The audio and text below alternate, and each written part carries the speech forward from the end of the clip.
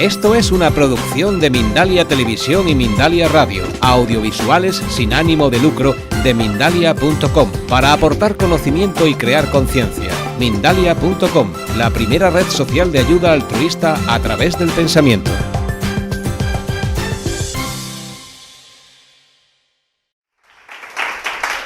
Bueno, que conste que ha insistido en presentarme, si ya estábamos aquí en petit comité. Bueno, pues dicho eso, José de Conde, me dedico a relaciones de dependencia y por una simple razón, porque he sufrido mogollón en relaciones. Claro, entonces me he vuelto un experto, ¿no? ¿Quién sabe más de pobreza en el mundo? Los pobres, ¿no? Pues en dependencia yo al final sé lo mío porque he pasado lo mío, ¿no? Y de hecho sigo trascendiendo cosas. Y recientemente he dejado una relación y bueno, el dolor es normal, lo que es opcional es el sufrimiento, ¿vale? ¿Cuál es la diferencia? ¿Sabéis la diferencia entre el dolor y el sufrimiento? ¿A quién se le ocurre? El victimismo. El victimismo. El dolor lo vas a vivir, es normal, es parte de la vida, ¿no? El dolor, porque el dolor implica crisis y la crisis implica cambio. Cambio. Y cuando hay un cambio, hay dolor. Pero quedarse en ese dolor, instalarse en ese dolor, implica sufrimiento. Y eso es una elección de cada uno. ¿Cómo tomamos esa elección? En base a patrones inconscientes. Porque claro, nadie quiere sufrir. ¿Quién quiere sufrir aquí? Nadie. Pero vuestro inconsciente os dice, sufre un poco para que te des cuenta de esto que no te has dado cuenta. Te quiero mostrar esto que no quieres ver, no huyas. Ven aquí, que te tienes que enterar. Entonces, como decía Koba, la vida, dirigida por el inconsciente, te trae personas que tú crees que están ahí para hacerte sufrir, pero lo que están ahí es para hacerte ver algo que no quieres ver. Para empezar, no está mal, ¿no? ¿Me seguís? Vale. Entonces, ¿por qué? La pregunta clave, ¿no? ¿Por qué tenemos relaciones tóxicas? Contestadme, por favor. ¿Por qué hay conductas tóxicas? ¿Por qué? ¿Y por qué las hay? ¿Por qué las hay? Pues esa es la principal pregunta, ¿no? ¿Y todo esto por qué? Venía un aprendizaje tóxico, ¿no? Claro, bien. ¿Y por qué? Vale, bien. Vamos por partes. Sois sabias. Todo esto viene, primero, del sufrimiento. Es decir, podemos decir, no, yo sufro porque tengo una relación tóxica. No, mentira. Tienes una relación tóxica porque sufres. ¿Veis el matiz, la diferencia? O sea, la culpa de tu sufrimiento no la tiene la relación. La tiene algo que está dentro de ti que te tienes que mirar. Tú eres responsable de tu vida, tú eres responsable de tu sufrimiento. No la pareja, no la relación. No esperes que la relación te vaya a quitar el sufrimiento. No tiene sentido. No tiene sentido. Ese es el matiz, ¿vale? El sufrimiento. La primera noble verdad del budismo. Buda dijo, he descubierto una cosa.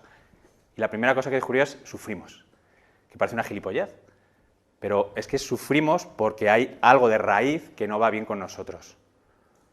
De raíz, y no digo de origen, porque en origen somos amor. Y eso no sé si lo sabíais, pero en origen somos perfectos, o así lo creo yo, ¿no? Si os fijáis la naturaleza, ¿podríais decir si es perfecta o es imperfecta? ¿Está bien la naturaleza? ¿Está mal? ¿Es más fea? ¿Es más bonita? ¿Alguien podría decirme algo sobre eso? Es equilibrada, es perfecta. Es equilibrada y es perfecta, ¿no? Es la armonía. Simplemente la naturaleza no sabe lo que está bien y lo que está mal. Eso es un pensamiento dual. Es el pensamiento entre lo bueno y lo malo, lo feo y lo bonito. Un animal no sabe si es guapo o feo, es una gilipollez. Ya llevo 2 tacos, voy a intentar frenarme, estoy muy suelto. Es que me animo, cuando digo taco no sé por qué me animo. Me siento más. Pero bueno, la naturaleza en sí no es consciente de que sea defectuosa, porque no lo es, porque no es defectuosa. El defecto lo hemos creado nosotros con nuestra mente. Ahora vamos a entrar ahí, ¿no? Pero eso quiero que quede claro. O sea, la naturaleza tal cual es armoniosa, es perfecta, es puro amor. Porque el amor, ¿quién se atrevería a decir una definición del amor? Es que ya ha calentado Koba, yo tengo que ir ya a matar. ¿Qué es el amor? La creación creación de la belleza. La creación de la belleza, qué bonito. Gracias. Sí. La ausencia de miedo. La ausencia de miedo. Ah, bien, bien. Aceptación, me lo quedo. Sí, todo eso, aceptación. Para mí, el amor es un proceso de trascendencia, un proceso de trascender nuestro miedo para aceptar lo que es. O sea, el amor es plena aceptación de lo que es, 100%. Entonces, claro, cuando nos amamos a nosotros primero al 100% significa que nos hemos aceptado 100% tal cual somos. Amor, aceptación. ¿Estáis de acuerdo? Qué difícil, ¿no? Aceptarse al 100%. Pero si creemos que formamos parte de una naturaleza y que la naturaleza no es dual, sino que es un todo, es única, empezamos a aceptarnos, empezamos a creer que la vida es perfecta y todo lo que ocurre en ella ocurre para nuestra sanación, para darnos cuenta. Todo está bien, todo está bien. Y de eso vamos a hablar ahora, ¿no? De por qué no lo hacemos, por qué nos agarramos a las cosas, ¿no? A las personas, a las situaciones, todo esto, ¿no? Bueno, entonces, como decía el maestro Jedi, el miedo, al fin de cuentas, lo que nos lleva es al sufrimiento. Y ese es el origen de nuestro sufrimiento. Pero vamos más allá. ¿Por qué tenemos miedo? ¡Jo! ¿Por qué creéis que tenemos miedo? Es un mecanismo de supervivencia. Un mecanismo de supervivencia, efectivamente. ¿Y por qué creemos que tenemos que sobrevivir? ¿Por qué se activa el miedo en nosotros?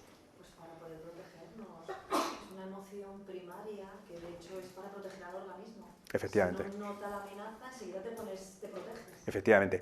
Entonces, nuestro cerebro reptiliano, no sé si sabéis que tenemos nada menos, tres cerebros. Hay un cerebro primitivo, que es el reptiliano, que nos dice, ten miedo para sobrevivir. Entonces, claro, si ahora entra un león por aquí, seguramente se activará el miedo de todos. Es un miedo real y activa el reptiliano. Hostia, sálvese quien pueda. ¿No? Tercer taco.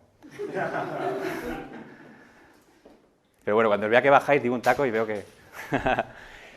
Luego hay otro cerebro que tiene que ver con las emociones, el límbico, ¿no? Voy a resumirlo. El límbico tiene que ver con esos sentimientos, con la parte creativa, con el desarrollo de la sensibilidad, ¿no?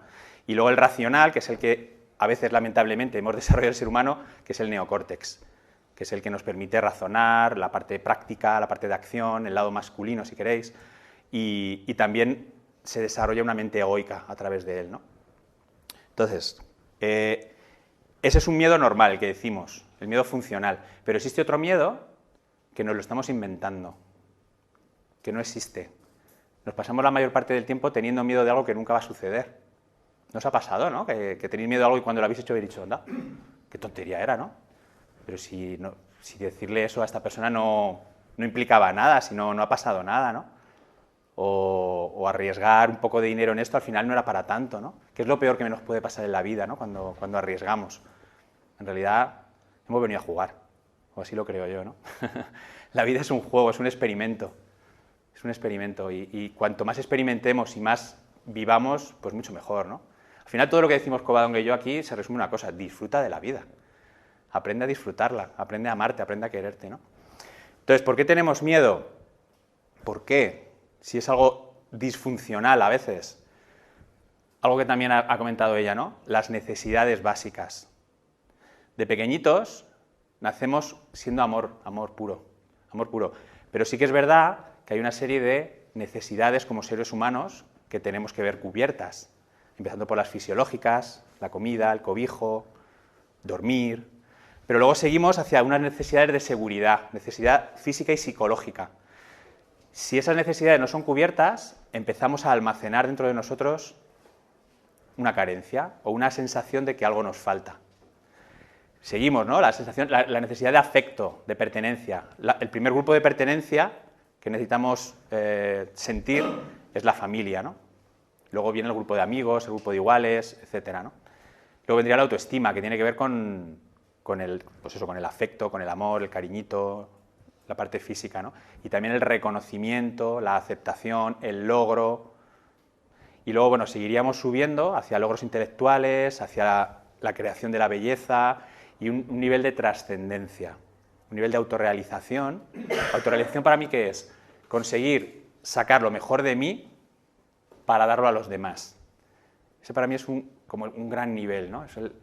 Estoy en este mundo para hacerlo mejor. Y de lo contrario, estaría pensando en el yo, para mí. Pero cuando trascendemos eso, cuando trascendemos el yo y nos preocupamos por el mundo, empezamos a alcanzar un nivel de autorrealización, porque ponemos lo mejor de nosotros al servicio de otros. Y luego vendría el nivel de trascendencia. Entonces, quiero explicar esto porque en la medida en la que estén cubiertas estas necesidades, estamos manteniendo un nivel de amor, nuestro nivel de amor por nosotros mismos.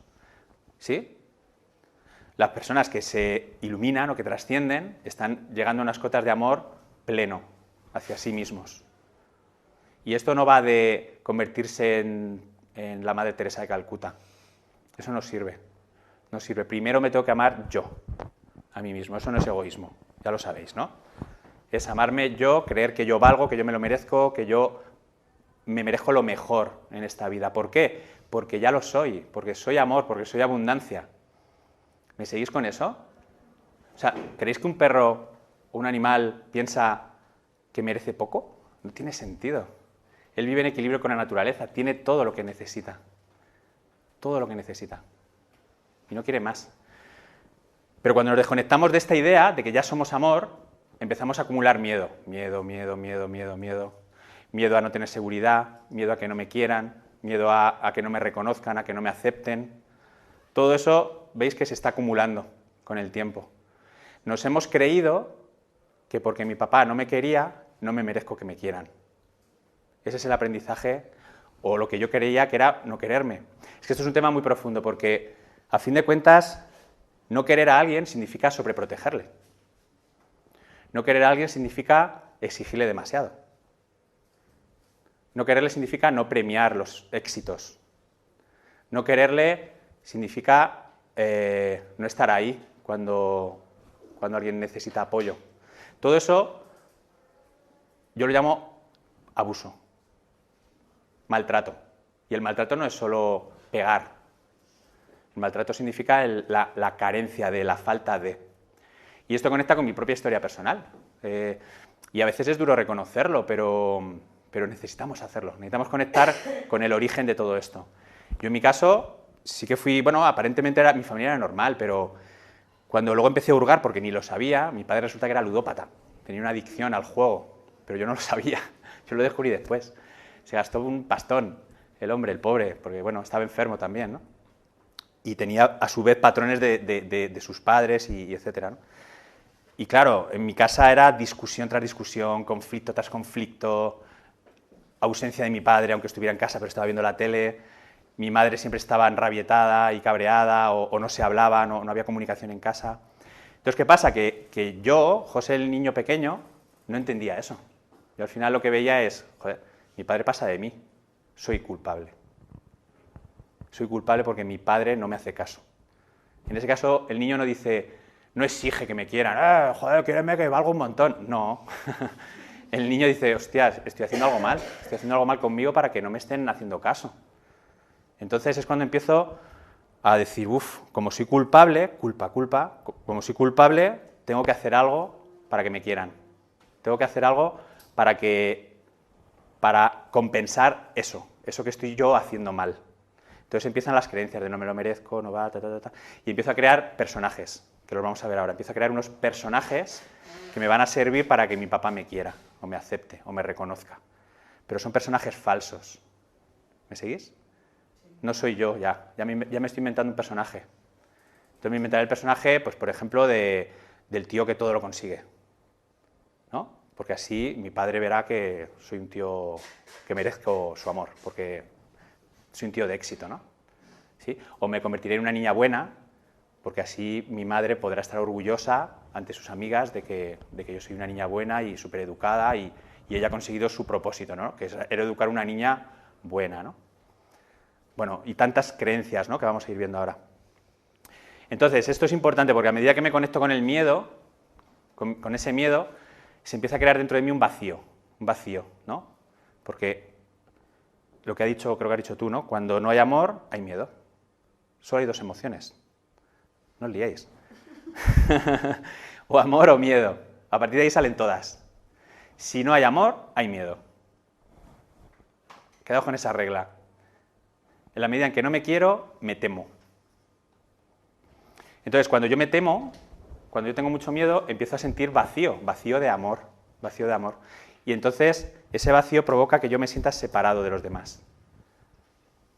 La naturaleza no se siente, el árbol no se siente separado de la nube. No tiene conciencia de eso. Se siente que forma parte de un todo porque no tiene miedo. Yo, si tengo miedo, me siento separado. Y eso alimenta el vacío. Alimenta el vacío porque yo, hostia, estoy solo. Y es ese sentimiento de soledad que no sabemos explicar, ¿no? Decimos, joder, me siento solo y no sé por qué, si estoy rodeado de gente, ¿no? ¿Suena eso? Pues tiene que ver con esa desconexión con tu amor por ti misma, ¿no? Por el otro lado, si estoy conectado con el amor, estoy vinculándome con la vida. Existe un vínculo con la vida, siento que fluyo con ella. Formo parte de la naturaleza y ya está. Así de fácil o difícil. Y eso tiene que ver con la interdependencia. La naturaleza está interconectada, causas y efectos continuos. No existe en la naturaleza algo que controle la naturaleza.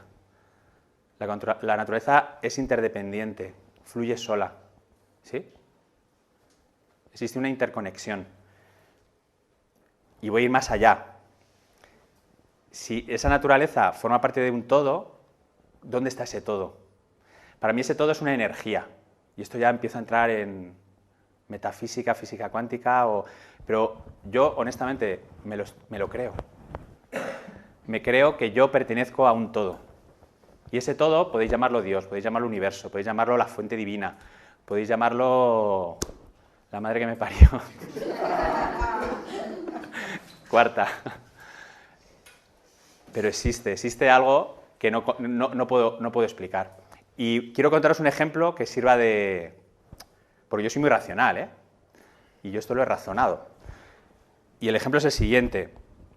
Si yo me metiera en mi cuerpo por dentro, y observara dos celulitas, ¿no? Esas dos celulitas, quizás mirando una a la otra diría, estoy separada de ti. No formamos parte de un todo. ¿Qué dices? Yo soy una y tú eres otra. Además, tú eres más grande y yo menos, porque no has hecho la mitosis o la meiosis. Entonces, me siento separada, pero la realidad es que no es así. Dos células no piensan y se sienten que forman parte de un órgano, ¿no? Que puede ser un riñón. Y el riñón no se cree separado, ¿no? No cree que sus partes estén separadas. ¿Sí? ¿Me seguís? A lo mejor es un ejemplo muy, muy burdo, pero a mí me está sirviendo. Cuando ese órgano entra en comunicación, en conexión con otros órganos de su cuerpo, no se sienten separados. No le dice al riñón, al corazón, oye, dame más sangre a mí que me falta, pasa del hígado ahora. Porque... No, fluye con el todo. Fluye con el todo y no se plantea yo soy más que tú o no hay una competencia. Fluyen porque se sienten conectados con un todo. ¿Y ese todo quién es? Mi cuerpo. Mi cuerpo físico. Y yo no creo que yo esté dividido en partes, ¿no? No creo que ninguno se piense separado, ¿no? en sus partes. Pues vamos a ir más allá, una visión mucho más allá de lo que me permite mi visión humana, que es súper limitada. Este cuerpo, ¿por qué no puede ser esa célula que forma parte de otro órgano conectado con otras células y que a su vez forma parte de un cuerpo y así, y así, y así? ¿Quién soy yo para pensar que soy único, que soy una pieza única y separada del resto? No tiene sentido si lo pensamos, ¿no? Pues os animo a que hagáis esa reflexión, porque a mí me abre muchas mentes, mucho la mente. ¿Y sabéis para qué me la abre? Para pensar que no soy el protagonista de la vida, que la vida no gira en torno a mí, que yo no soy el centro, y que existe un poder superior a mí. Y yo no soy religioso, ¿eh? No tiene nada que ver con eso, pero existe un poder, y yo no controlo tanto como creo mi vida. Es más, a veces no tengo ningún control sobre lo que ocurre en mi vida. Y hacer eso significa soltar, relajarse. ¿Qué opináis? Ya veo caras ahí de... joder.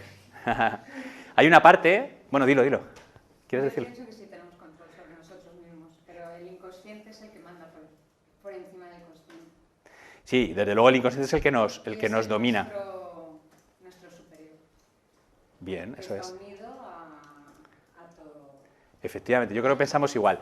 El universo o ese todo gobierna nuestra vida a través nuestro. Nosotros podemos ser un canal y podemos gobernar nuestra vida en la medida que nos abramos al todo. ¿Sí? Pero ¿qué hacemos? Y estoy de acuerdo contigo, que nos resistimos, nos negamos a cumplir ese plan, ¿no? Nos negamos a dejarnos fluir. Entonces sale ese ego diciendo, no, tú lo que tienes que hacer es esto, lo que tienes que hacer lo otro. ¿Sabéis por qué? Porque el ego está gobernado por el miedo. Entonces no le estamos haciendo caso al todo, no le estamos haciendo caso al amor, le estamos haciendo caso al ego. ¿Sí? ¿Me seguís? La verdad es que no pensaba meterme tan adentro, pero bueno, creo que me seguís. Entonces ese vacío interior, ¿qué es lo que ocurre? Ese vacío, esa soledad, ese para qué, esa falta de propósito, ¿no? Ese sinsentido que tenemos a veces en la vida, desde que somos pequeños, lo llenamos, como digo, con un señor, el ego. El ego es ese personaje, como digo, en el cual el miedo ha delegado su poder. ¿Sí? El miedo nos gobierna. Yo siempre hablo de algo para recordar, que es el gobierno del miedo, Su Alteza Real el Miedo. ¿Vale? Acordaos porque yo lo relaciono con la S de soledad, miedo a la soledad, la A de abandono, miedo al abandono, y la R de rechazo, miedo al rechazo. Si os fijáis, podría estar ahí resumido, ¿no? Un poco nuestros miedos. Todo parte de cubrir esos miedos. Y el miedo nos gobierna, ¿no? Es el rey de nuestra vida. Esto lo digo para que os quedéis con la foto.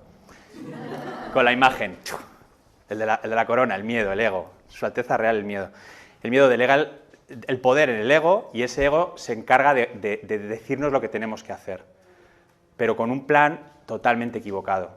Es el plan de la mente egoica.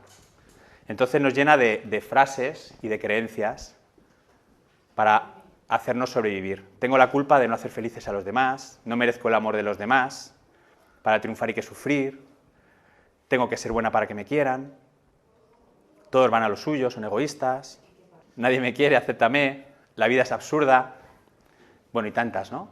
Y cada uno tenemos nuestro propio repertorio, ¿no? de frases. El dinero corrompe, nunca encontraré pareja, me equivoqué y nunca daré con la solución, he de ser perfecta. ¿Os suenan frases de estas? Seguramente os identifiquéis con algunas, ¿no? Tengo que ser superior al resto, los demás tienen más talento que yo. Bueno, quedaos con las que queráis y pensad en las vuestras. ¿Qué me estoy diciendo, qué creencias me estoy diciendo yo todos los días que me están limitando? Que están creando una vida de carencia. Y eso, para mí la buena noticia es que esas frases no son tuyas, son de una mente egoica. Y yo lo que he aprendido es a desidentificarme de mi mente, no creer demasiado lo que me está diciendo la mente. Es falso. La mayoría de vuestros pensamientos o la mayoría de vuestros sentimientos están basados en un mapa equivocado. Entonces, merece la pena ir más allá de los pensamientos. Y por eso se habla del aquí y el ahora, de la meditación. Cada vez que estás echando de menos algo del pasado, es tu ego el que te está llevando. Es que la vida fue, qué bonita fue la vida, quiero recuperarla. O cada vez que estás con ansiedad por cumplir un deseo de futuro, es tu ego el que te está llevando. Si no le hacemos caso, nos queda una única opción y es vivir en el aquí y el ahora. Y desde ahí sí que puedo pensar en el futuro, pero conectándome con mi esencia, conectándome con mi ser, con mi amor por mí. ¿Me seguís con eso?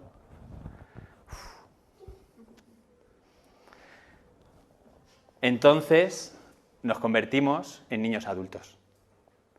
Y la foto es graciosa, pero la enfermedad en la que llegamos a instalarnos no es graciosa. Porque un niño adulto, ¿qué es? Es esa persona adulta que vive con patrones aprendidos, patrones tóxicos aprendidos de niño. Es lo que decimos, ¿no? Me convierto en un salvador para que me acepte mi papá. Entonces atraigo hombres a los que voy a salvar tóxicamente,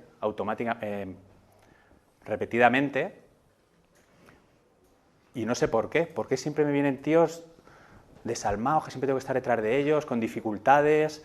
¿Por qué atraigo siempre alcohólicos? ¿Por qué siempre...? Entonces, nos convertimos en mujeres salvadoras. ¿Y eso por qué es? Porque a lo mejor lo que estamos haciendo es tratando de sanar la culpa de la relación que tuvimos con nuestro padre.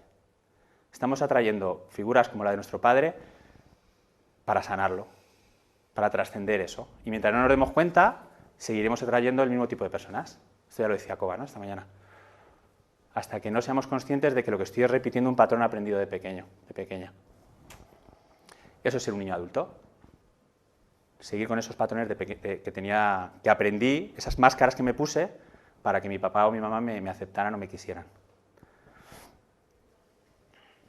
Bueno, quería haceros trabajar un poquito. Me gustaría, yo lo he puesto aquí ya escrito, me gustaría que os pusierais por los grupos que estabais antes, ¿vale? Y porque quiero que ahondemos un poco en el miedo. Y cuento con que sois valientes. Yo os pregunto, ¿quién ha tenido alguna vez miedo a la soledad? Vale. ¿Quién ha tenido miedo al fracaso? Vale. Bien, vale. ¿Quién ha tenido miedo a que no le acepten en su grupo de iguales? Vale. ¿Sigo? ¿Os dais cuenta de que todos tenemos los mismos miedos? ¿Queréis decir algún miedo, alguna? ¿O alguna? ¿Un miedo? ¿Miedo a qué?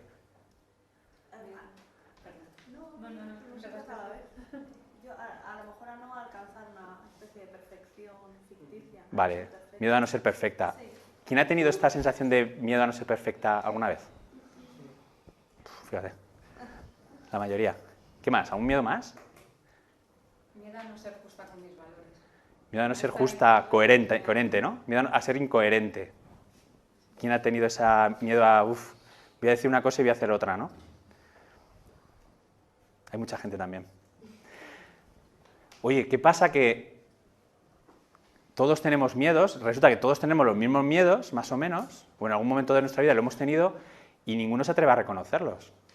Los ocultamos, es como la vergüenza mayor, decir que tengo miedo, ¿no? El miedo es lo peor que puedo transmitir a los demás. Y para mí, el comienzo de la sanación consiste en lo que yo llamo el poder de la vulnerabilidad.